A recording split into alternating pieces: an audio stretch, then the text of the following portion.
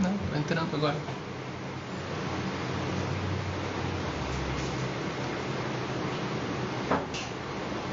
Muito boa noite para quem está assistindo essa live gravada, para quem já está começando a entrar.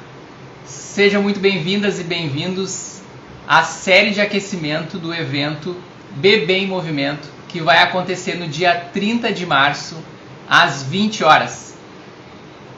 Esse evento vai ser um evento 100% online e gratuito, onde eu vou ensinar os primeiros passos para você ajudar o seu bebê a se desenvolver fase a fase. E para se inscrever nesse evento, é só clicar no link que está na minha bio do Instagram. Boa noite, pessoal entrando. Hoje vai estar comentários liberados, então, né, para vocês irem fazendo as suas perguntas, tirando suas dúvidas. Fiquem à vontade para perguntar. E enquanto vocês vão escrevendo as suas dúvidas, eu quero comentar com vocês uma coisa, que é o que eu tenho reparado, as dúvidas mais frequentes na minha na página do Instagram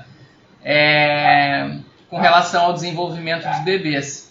E muita gente tem perguntado sobre questão de atrasos no desenvolvimento, né? Aquelas dúvidas assim sobre tá atrasado, não tá atrasado, mas não levantou ainda, não sentou ainda, não caminhou ainda.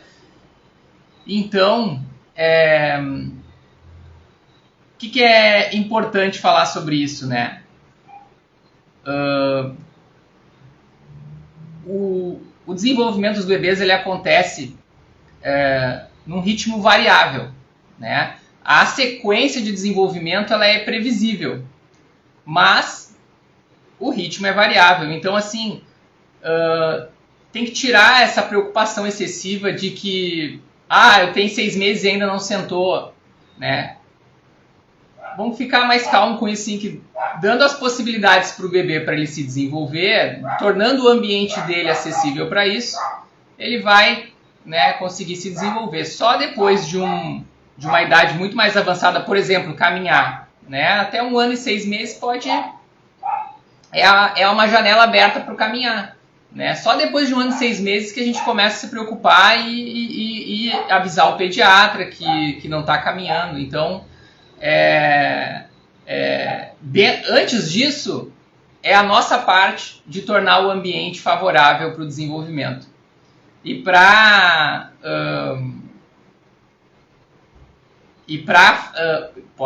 podem fazendo suas perguntas, viu? Fiquem à vontade que eu estou lendo aqui nos comentários as perguntas e vou anotando aqui para já ir respondendo enquanto eu vou falando sobre o atraso. E para exemplificar essa questão do atraso, né, eu trouxe assim, eu trago uma história já de uma aluna do curso que comentou assim que quando seu bebê estava aprendendo a engatinhar ali, quase indo para levantar, ele tinha que ultrapassar obstáculos em casa. Então tinha brinquedos no chão para ultrapassar, tinha bichinhos que tinha que passar por cima. E essa minha aluna me conta que o seu marido, né, o pai do bebê, claro, com um instinto de proteção, de ajuda, né, tinha sempre aquela vontade de dar um apoio pro bebê ali, né, ajudar com a perninha, e ele ia lá com a mão e tentava passar por cima ou tirava o brinquedo da frente pro bebê deles conseguir passar, né, então facilitava a vida do bebê, né, mas por ela já ter, né, um conhecimento do que a gente vem conversando aqui já há algum tempo, ela me contou que cada vez que ela ficava mais prestando atenção no marido do que no bebê, assim, né? Quando o bebê ia lá passar por um obstáculo e o marido ia intervir e aliviar, né, pro bebê, né? Aliviar, entre aspas, né? Ela ia lá e abraçava o marido. Não, deixa ele tentar, deixa ele se esforçar, né? Então, isso é criar um ambiente favorável, né, para que o bebê explore teste, né? Erre, acerte, porque é isso que vai fazer os bebês entrarem nos marcos com mais facilidade, né? Passar pelos marcos motores, né? Controle da cabeça, já falamos sobre isso, controle da cabeça, sentar, engatinhar, caminhar, alcançar, prensar a mão, soltar. Então, com relação aos atrasos, isso é uma questão importante. E a questão do chão, né? A gente tem também nesse instinto de proteção, e eu também fiz isso lá no início, a gente acaba ficando muito com o bebê no colo. Colo, carrinho, protege do chão, carrinho, colo. Então, assim, a gente tem que também encontrar um equilíbrio entre dar esse carinho e também permitir com que o bebê explore o chão, né? Fique no chão. Né? É ali no chão que tudo vai acontecer. Né? Hoje, essa semana eu fiz um post sobre andador e eu vi ainda assim que tem mães, tem pais que ainda vão atrás de andador, né? Acham bonitinho o bebê já ali, né? Viu sempre aquele bebê rastejando ou engatinhando e aí vê aquele bebê no andador já na posição vertical e acham bonitinho e ainda vão atrás, né? Então, assim, o chão, se eu pudesse falar assim, se me perguntassem em uma palavra, qual é a dica que tu tem para me dar para eu desenvolver o meu bebê, eu falaria chão. Essa é a palavra. É chão. Botar no chão para ele se testar, né? Ali é que ele vai aprender as coisas, ali é que ele vai melhorar os seus movimentos, ali é que ele vai refinar os seus movimentos. Então, é no chão que as coisas acontecem, né? Então, muitas vezes eu vejo assim, pais, mães me falar: e o meu bebê tá preguiçoso, ele não quer caminhar, né? Ele não quer sentar. E aí eu vou conversando assim, vou vendo o histórico ali daquele bebê e é um bebê que provou pouco do chão, né? É um bebê que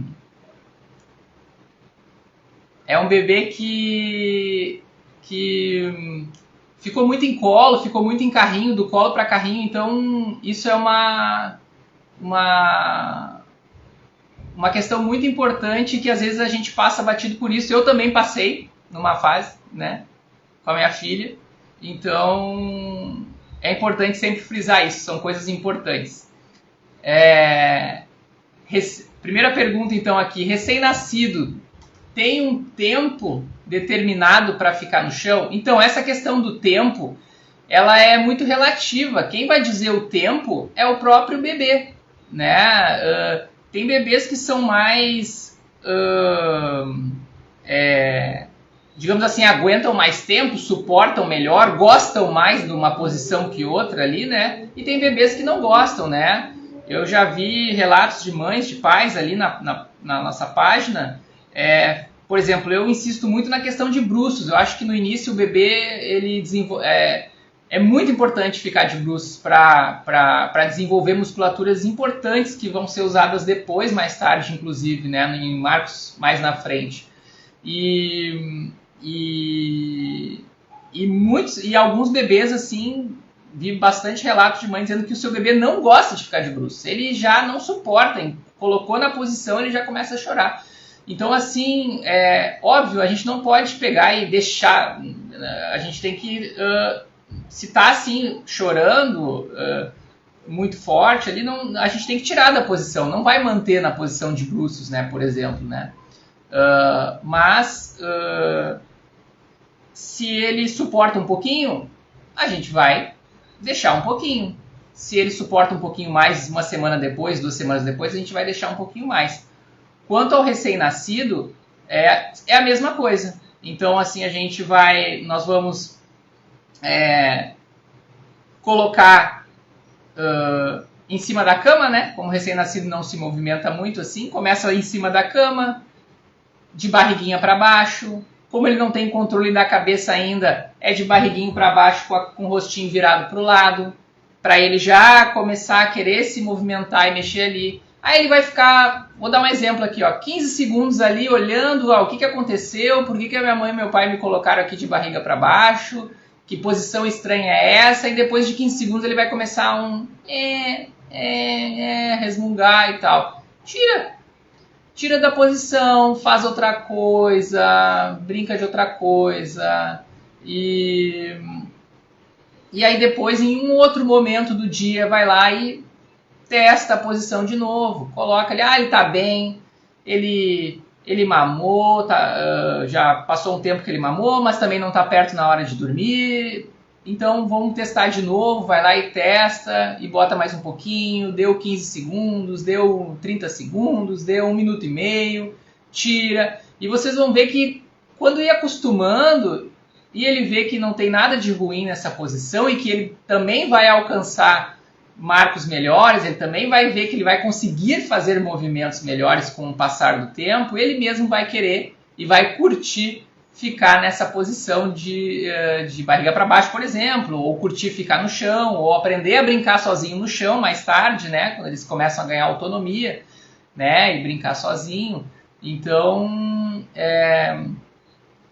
é bem... Esse tempo aí, o próprio bebê vai nos dizendo, né? O que é importante é dar segurança para ele, ó, tá tudo bem. Às vezes eles dão uma reclamadinha e você diz, né, tá tudo bem, estimula com algum brinquedo preferido, né? Olha aqui, brinquedinho preferido e tal, para erguer a cabeça ali ou para brincar. Então, isso a gente vai... mudando, né? Vai mudando a posição. E vocês vão vendo que quanto mais ele vai crescendo, mais ele vai se acostumando. Eu já vi casos de bebê que foi desde o início estimulado a ficar no chão, né? Devagarinho, com relação aos tempos ali. E com 3 meses de idade, assim, já era um craque de chão, assim, já se virava, se resolvia bem nas posições, né, já rolava, já estava querendo já tentar sentar, e o contrário, assim, vi bebês que ficou muito nesses primeiros meses no colo, assim, e aí os marcos começaram a ficar mais atrasados, né, então, como ele não desenvolveu essas musculaturas nos primeiros 3 meses, aí chegou na hora de sentar com 6, não estava sentando, aí com 7 ainda não estava sentando, com 8 daí começou uma preocupação de que não senta, mas se a gente for ver, é um processo que vem lá de trás, né, então o ficar no chão ele é importante desde o início é importante, né, então no início até nem é chão muito, é mais cama, né, um recém-nascido fica mais ali em cima da cama e tal, mas eu tenho vídeos aí de bebês com 15, 20, 30 dias já se exercitando na cama, já em cima da cama dos pais, brincando já ali sozinho, né? Já testando seus movimentos, né? Não sei se eu respondi a tua pergunta, Juliana, era isso com relação ao chão? Vamos lá, podem fazer suas perguntas, os comentários estão abertos. Alguma dica para o bebê viciado em telas? Olha, a dica, esse é um tema polêmico, né? No primeiro ano de vida, nos primeiros 2 anos de vida, a OMS pede para que fique o máximo possível longe de telas, né? Só a partir de 2 anos que, pela OMS, eles pedem que o bebê pode ficar até 1 hora por dia, né, com tela, né? O que a gente vê bastante hoje é uma troca de tela por tela, né? Então tem a TV em casa e aí vai para outro, entra no carro e já tem uma tela na frente lá no carro ou já tem o celularzinho na mão, segurando o celularzinho na mão vendo a tela e sai de uma tela para outra, né? Mas a tua pergunta pelo que eu entendi, a tua pergunta já tá viciado em tela, e agora, o que faz, né? A gente tem que mostrar, causar interesse em outros desafios, né? O bebê tem que ser desafiado, por isso é importante a gente saber em que fase o bebê tá, né? Então, como é que eu desafio um bebê de 6 meses? Como é que eu desafio um bebê de 12 meses? Como é que eu desafio um bebê de 1 ano e meio, né? Então, descobrindo como é que se desafia isso, né? O que o bebê quer, ele vai aos poucos, acredito sim que ele vai aos poucos testando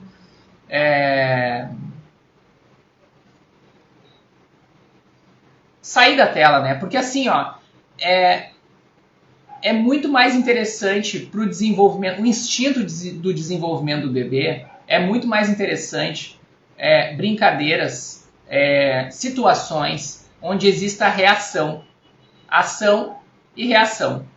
Quando o bebê brinca com seus brinquedos ou quando o bebê brinca com outras pessoas, existe uma reação ali. O bebê faz uma ação e existe uma reação para aquilo ali. E é uma reação que não acontece com a tela, né? Com a TV. Quando o desenho está acontecendo lá, ele para, vê o desenho, mas o desenho não reage com ele, né? Ele não joga alguma coisa e o desenho joga de volta para ele, né? Ele não se esconde e o desenho vai procurar ele. Exemplos assim, né? Que eu estou falando. Então, entender que fase o seu filho tá, a sua filha tá, e provocar, né? Tipo assim, tá na fase de brincar de esconde-esconde. Pô, então, né? Ou de imitação. Vamos ver que brincadeiras tem ali para imitar, para a gente se esconder, precisa deixar a tela nula? Não precisa, tá? Ó, tem um momento que, né? Tá, agora o pai e a mãe vai fazer alguma coisa ali, né? É mais seguro, inclusive, ali deixar ali 1 hora ali, né? Meia hora assistindo alguma coisa e tal. Mas sempre os exageros é que são complicados, né? Os exageros são ruins, né? Então, eu acho que para um bebê que já está viciado... Quando eu falo em bebê viciado, Juliana, provavelmente é depois de 1 ano de idade, né? Porque antes de 1 ano, o nível de amadurecimento neurológico, assim, ainda aceita mudanças mais fáceis, assim, né? Depois de 1 ano é que começa a querer já indicar, né, pelo menos mostrar com o dedo que quer alguma coisa, querer pegar o controle remoto, por exemplo, né, acho que até um pouco mais. E aí depois de 2 anos, aí sim, depois de 2 anos que já começa a falar, aí já diz qual desenho que quer, que desenho que quer, e se tá viciado em tela, aí começa a ficar irritado. O bebê começa a ficar irritado, às vezes mais irritado para dormir de noite, mais irritado para fazer atividades do dia a dia, né?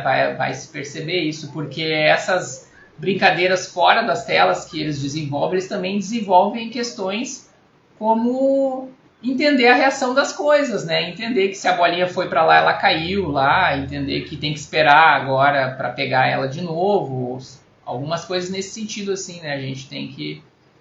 acontecem, né? Então... deixam ele mais calmo também, deixam o bebê mais calmo também, entender as reações das coisas, né? E podem fazer suas perguntas, Hoje é o dia de responder para todo mundo aí as dúvidas que vocês têm, né? Enquanto vocês fazem as perguntas aí também, eu queria comentar assim sobre as consequências, né, que rolam para o futuro, né? Às vezes a gente não tem noção do impacto que pequenas coisas que a gente faz nesses primeiros 2 anos do bebê vão influenciar na vida adulta dele. E aí, que nem o exemplo que eu dei do chão, né? Às vezes passa ali os primeiros 2 anos mais ali fora do chão, mais no colo, mais sem alguns estímulos, por exemplo, manipulativos, né, do desenvolvimento manipulativo, de alcançar, pegar e soltar, né, isso se treina, né, isso se permite ao bebê treinar. E aí o que acontece é que as janelas para isso se desenvolver estão nessa fase, nesses primeiros 2 anos. Por isso que eu martelo muito na questão do 0 aos 2 anos de idade, porque muita coisa vai ser definida ali. Passou por essa fase e agora, dá para melhorar depois? Dá para melhorar, sempre dá. Só que é que nem o exemplo que eu dou. Vamos pensar assim, ó, vou dar um exemplo, não é de desenvolvimento, mas acontece com desenvolvimento motor também, que é aprender inglês. É mais fácil ou é mais difícil aprender inglês quando criança ou adulto, numa escola depois de 30 anos de idade? É muito mais fácil quando criança, né? Porque a janela de oportunidade para o desenvolvimento dessa habilidade começa ali criança, né? Começa inclusive com 1 ano e meio de idade, com 18 meses, né? Então, tem que... E aí, com relação ao desenvolvimento motor, acontece a mesma coisa. Com relação ao desenvolvimento motor, se o bebê provou bastante das suas habilidades, refinou bastante, teve oportunidade de ir lá, enquanto a janela estava aberta, do sentar, né? Sentou com qualidade, enquanto a janela estava aberta do engatinhar, engatinhou com qualidade, enquanto a janela aberta do andar, do correr, ele fez isso com qualidade, ele refinou seus movimentos, ele caprichou seus movimentos, no futuro ele vai ter os benefícios disso, ele vai ter uma coordenação motora melhor, ele vai ter uma facilidade para desenvolver práticas esportivas, né? Tem crianças que chegam lá com 15, 16, 18 anos, 15, 16 anos, adolescentes, e tem dificuldade nos esportes na escola, não se sente bem jogando um futebol, não se sente bem jogando um basquete, é meio descoordenado para jogar um vôlei, né? Tem um fator genético? Tem, mas tem muito do ambiente, né? E dessas habilidades fundamentais que acontecem nos primeiros 2 anos de vida ali, né? Ali que vai se testar as coisas, né? Porque o programa motor, ele acontece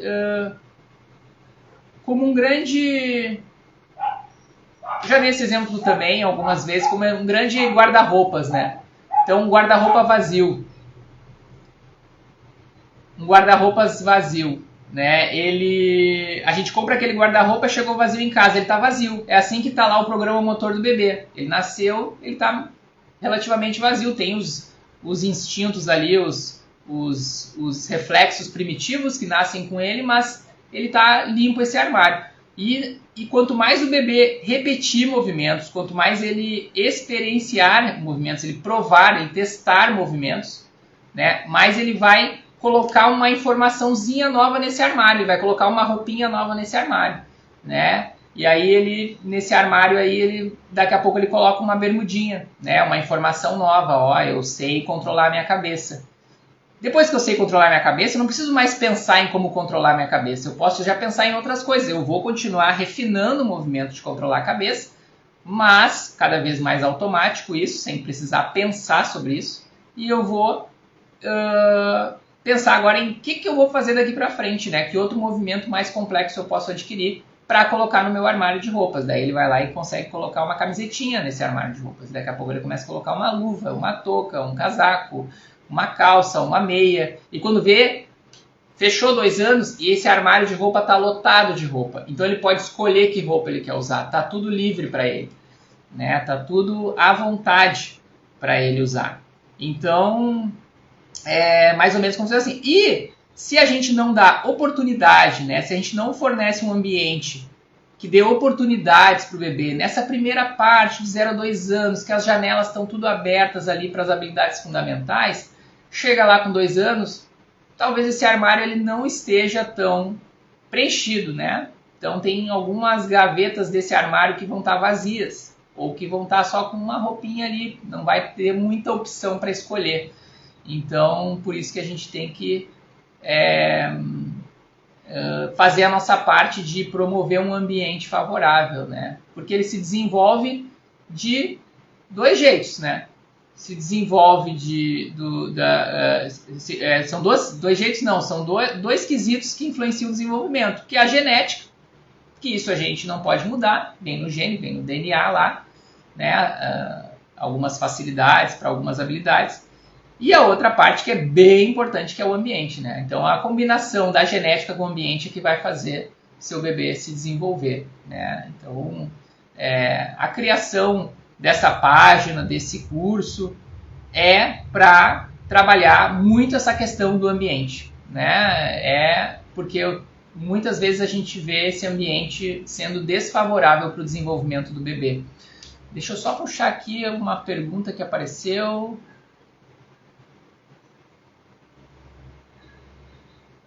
Como saber se o seu bebê está sendo estimulado demais? Boa. Ele fica mais irritado. Basicamente é isso. Quando ele fica mais irritado com coisas básicas do dia, né? Assim, às vezes só trocar uma fralda é um desespero. Porque quando o bebê está sendo estimulado da forma correta, assim, equilibrado, né?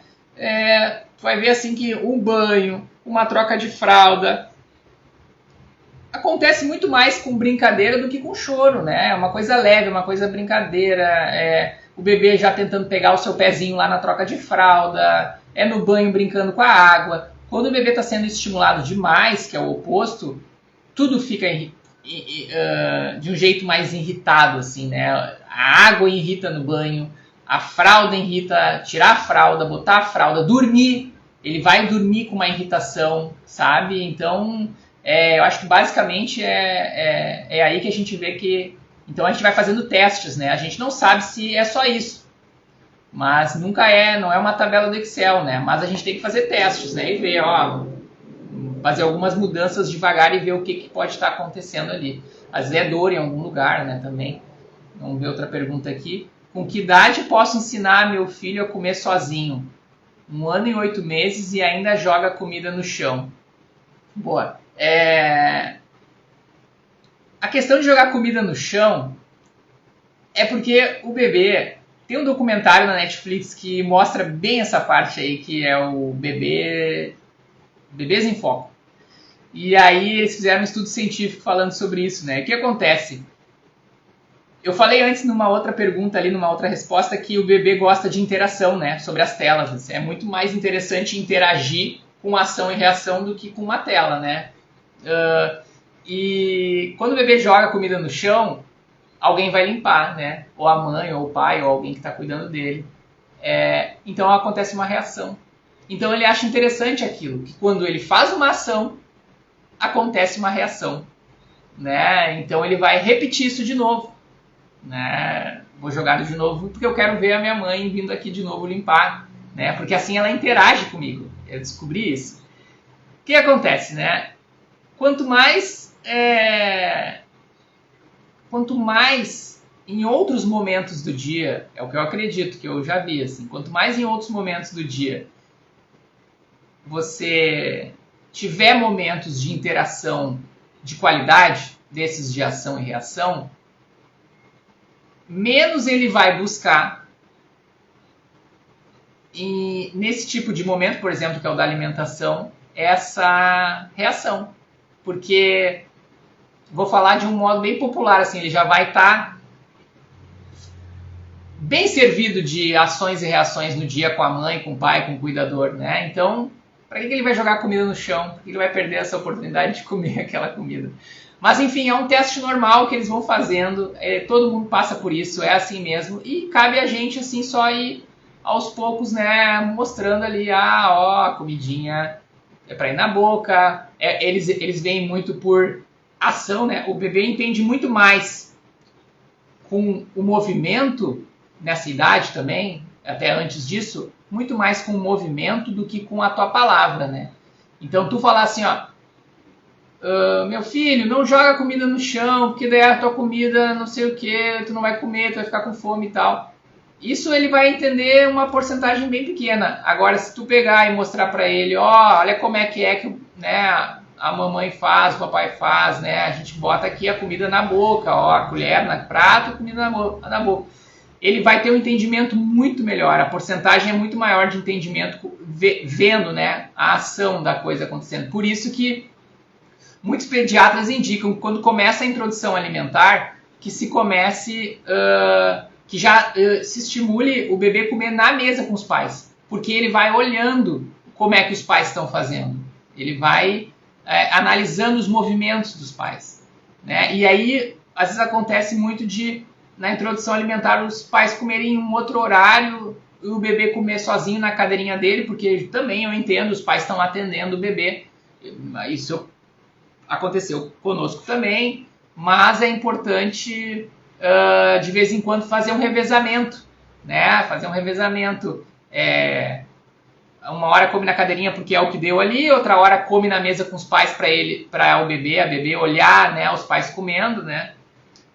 Eu lembro que quando a minha filha estava na introdução alimentar, a gente sempre comendo ali com os talheres e tal, e ela já se acostumou vendo a gente comer com os talheres. Um dia a gente pediu sushi e comeu na frente dela o sushi.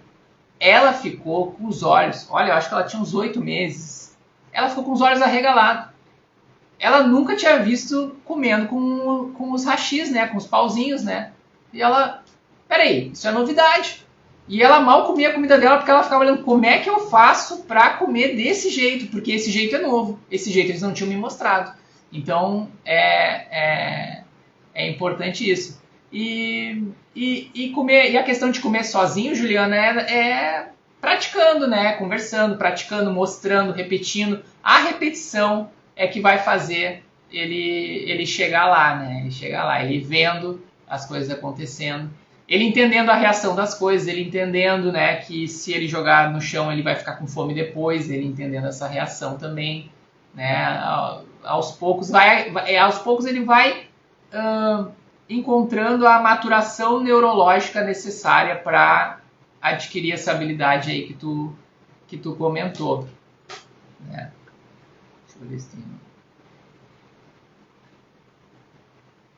Por que os bebês colocam tudo na boca? Boa. Os bebês, eles têm fases no desenvolvimento motor, né? E uma das fases é a fase oral, né? Então, o bebê, ele testa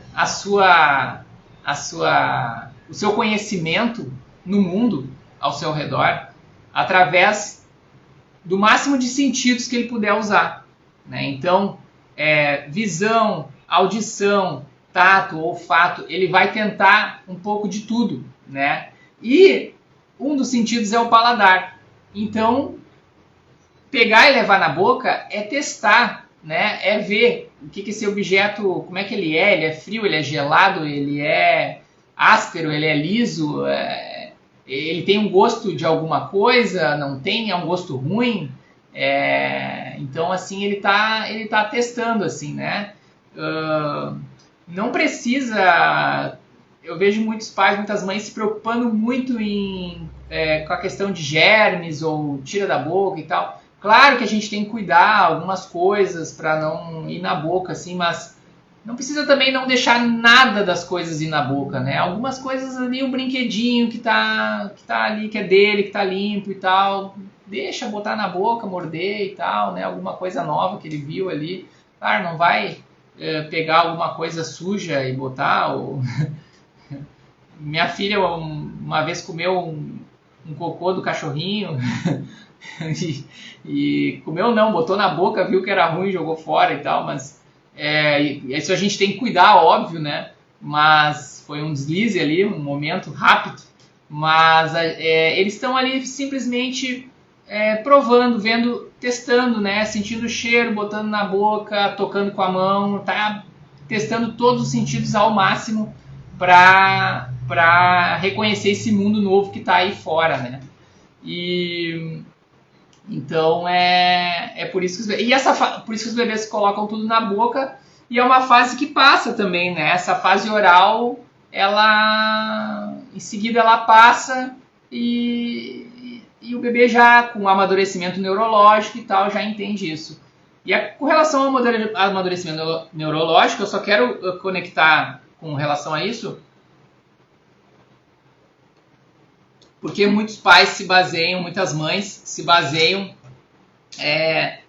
nas idades onde, as médias de idade dos marcos, né, onde acontece cada marco motor, cada parte do desenvolvimento.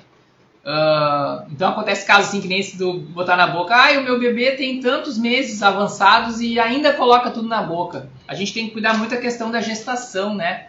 Uma semana a menos de gestação já faz diferença para esse marco, assim, né? Então,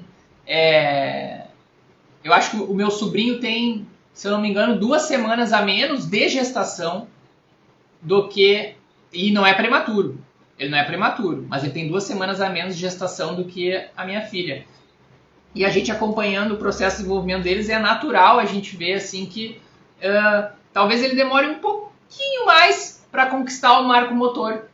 Por causa disso. E é natural, e é normal. Não precisa se preocupar com isso. É natural demorar um pouquinho mais, porque a maturação neurológica, ela tá avançando normal no tempo deles e tá tudo certo, tá tudo bem. É só importante cuidar essa questão do número de semanas de gestação, né? Por isso que as pediatras tentam sempre deixar no forninho mais um pouquinho, assim, né? Assim, não, vamos tentar deixar mais uma semana no forninho que vai valer a pena e tal. Então, e quando é prematuro, a gente cuida a questão quando é prematuro, a gente cuida a questão de idade corrigida, né? Tem sites ali bem simples onde tu escreve no Google idade corrigida e daí coloca ali tempo de gestação, coloca os dados que o site pede e ele já dá direitinho qual é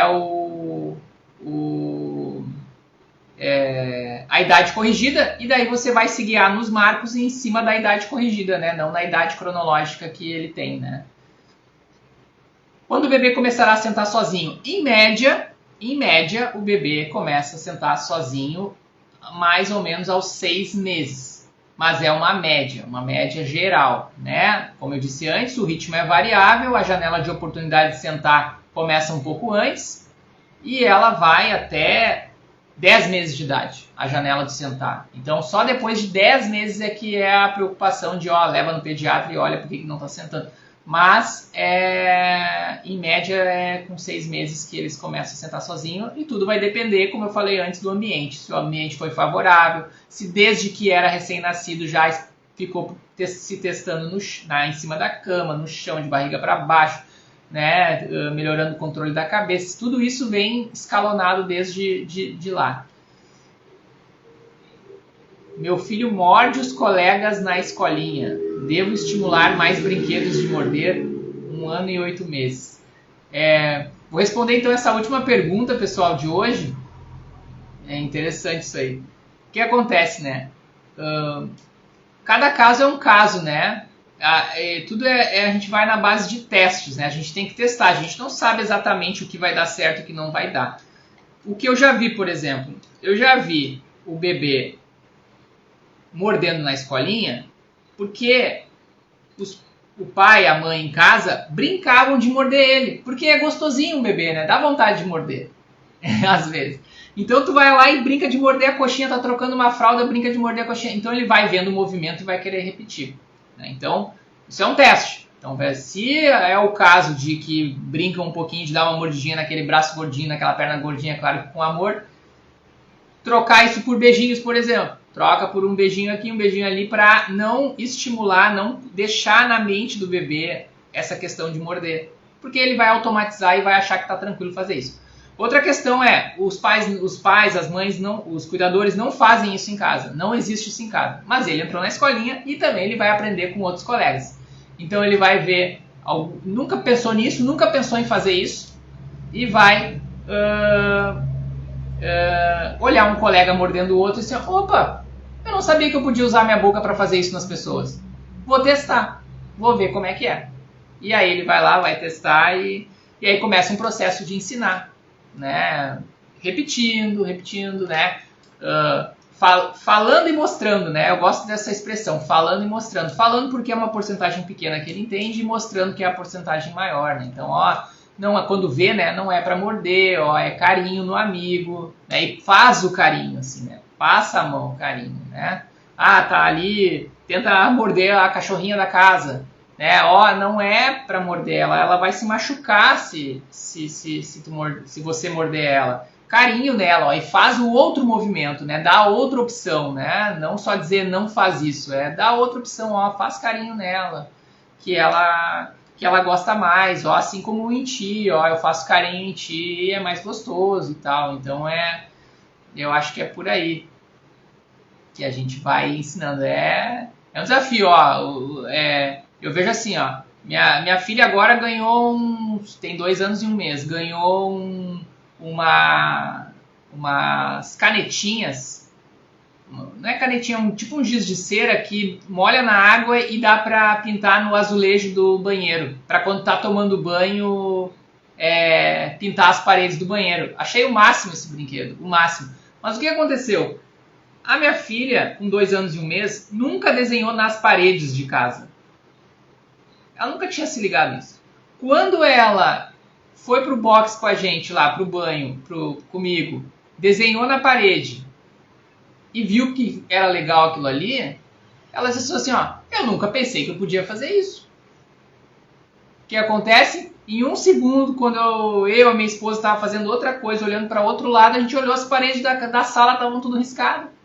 Porque ela viu que, não sabia que isso podia ser feito. Legal, gostei. Né? Então aí começa um processo da gente ensinar que é só lá dentro, quando tu quiser desenhar, tu vai lá dentro, ou eu separar um espaço na sala, em cima desse papel tu vai desenhar, em cima dessa parte da parede tu vai desenhar, num espaço separado ali, preparado para isso, né? Para entender também até os limites das coisas, aqui pode, aqui não, senão o bebê vai lá na casa da visita, vai em outros lugares e vai desenhar por tudo, né? Não, já vai ensinar, mas é por repetição, aí passa um processo de 1, 2, 3, quantas semanas for necessária, repetindo, mostrando, e em seguida, olha, esse exemplo aí que eu dei, rapidinho ela já entendeu que era lá no box, aí ela entra no box lá e desenha lá dentro as coisas dela e está tudo bem. Tá certo, então? Maravilha. Olha, eu quero reforçar aqui hoje. Obrigado pela participação de vocês. Adorei responder as perguntas de todas vocês. Eu quero reforçar, então, que essa live aqui, ela é um aquecimento para o evento Bebê em Movimento, que vai acontecer no dia 30 de março. Né? É um evento 100% online gratuito, onde eu vou ensinar os primeiros passos para você ajudar o seu bebê a se desenvolver fase a fase. E para se inscrever nesse evento, é só clicar no link que está na minha bio aqui do Instagram. E essa live ela é uma live de aquecimento justamente porque eu queria pegar as perguntas de vocês para construir lá naquele dia um evento mais personalizado, um evento mais caprichado para entregar uma coisa bem bacana para vocês. Tá bem? Então, boa noite, fiquem bem com as suas famílias, com seus bebês e até a próxima.